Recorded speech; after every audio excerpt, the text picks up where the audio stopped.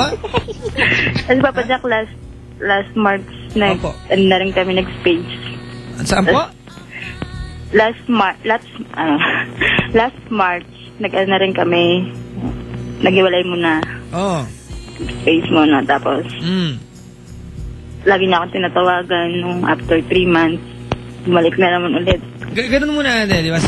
Kasi hindi niyo pa alam parehas kung anong gusto niya sa buhay, okay? Alamin niyo muna kahit ikaw. Alright? Gusto ko na nga siyang makasama ko habang buhay. Well, ate, di ba?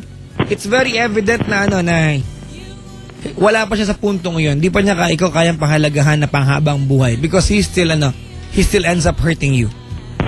Di ba? With all the foolish reasons around. Mahal niya pa yung mama ng baby niya eh. Hindi na lang yun ang issue ko. Hindi lang nanay ng bata. Yung mamababae pa niya. Di ba? Alright? So maghiwalay muna. Kaya mo muna siya. Pag nilay-nilay niya yung buhay niya.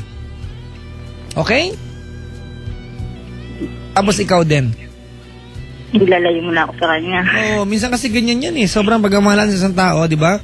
Minsan nakakalimutan natin yung mga bagay na gusto natin sa ating pansarili. Ang gusto mo na lang, yung gusto na rin niya. Alright? Baka may gusto ka pang gawin sa buhay na hindi mo magawa na magkasama kayo. Ngayon mo gawin. Diba? Magtrabaho. Ayan, di gawin mo ngayon. Alright? Nga, pag may trabaho naman ako papatak, lalo nagluloko. Kaya ako tumigil sa trabaho. Kasi, kailangan nyo tanggapin na kahit 10 years kayo maging mag-asawa, ng dalawang tao, kayong dalawa, you will always end up being a different individual. Alright? Okay? Opo. Salamat sa pagtawag. Opo. Salamat Papa Jack. Thank you so much. Si Jen, mga kaibigan, ng taga-saan ba si Jen? Cavite. Ay, ba't ba ganun? May nag-text dito sa Ilonsing, oh. Alam mo sabi? Gusto malaman? Papa Jack, bakit ganyan yung mga lalaki? Di mo content sa isa? Hindi naman po lahat ng lalaki ganyan, di ba? Hindi ba? Sabi ni Mamo, nasa environment daw ng lalaki. Paano pag puro lalaki po kasama? Patay.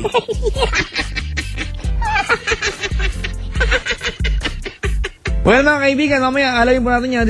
This is not the battle of sexes, mga kapatid, ha? Hindi po ito competition ng babae. Lalaki can do better, or can do worse, di ba? Ito po yung usapin ng... Kasi naniniwala ko na lahat ng love story unique. Wala magkaparehas. Alright? So wag mong ilalagay sa utak mo na bakit si ganito successful ako hindi. Iba yung love story nila sa'yo. Sa kanya niloko lang siya eh. Baka lokohin din ako. Magkaiba po. Iba po yun sa'yo. Alright? Iba, you have to discover yung path o yung fate na relasyon mo by your own. Sa iyo nakasalalay yan. Hindi yan nakapattern sa ibang relasyon. And again, the lesson for this, mga kaibigan, do not assume the thought of your partner. Check it out. Ayan. Ay. May lesson pala tong programang ito. Yung mga greetings ko, maya-maya ng bagya, mga kaibigan, ha? Okay, maghahanap buhay muna. Hindi, mag-play muna ng kanta dito. Hindi ko po alam kung anong kantang kapaplay ko para kay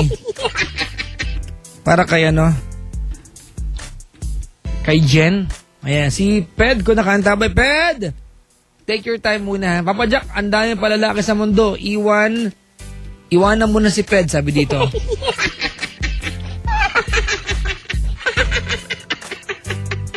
Papa Jack, kung ikaw tatanungin, kontento ka lang ba sa isa? Oo naman. Yan, saan ba si Mimi? Andyan?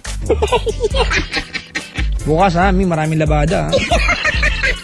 Nakita ko ng marumihan kanina, tambak na.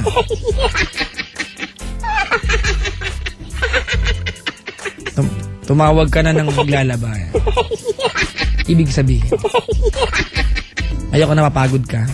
Magpamanicure ka bukas. Mga kapatid, tawagin nyo ako sa aking number 8326171. Yung mga nag-text po sa aking personal na number na ngayon lang dumating. Naku po, pusang galan, dami. Oo, mamaya po ha. Si Doc Ming Salome, kamusta ka na? Si Vince, yan, from Grand Villa, nakaantabay sila. Sweetheart ko, si Amor, na 3 year na nakatutok sa'yo every weekends, nakaray. Tita Doris, nakaantabay. Si Missy Hista, sabi niya kanina, bakit daw sa tenga hahalikan ng girl? Paglalambingin mo. Kasi nakikiliti po sila doon. Bakit kaya?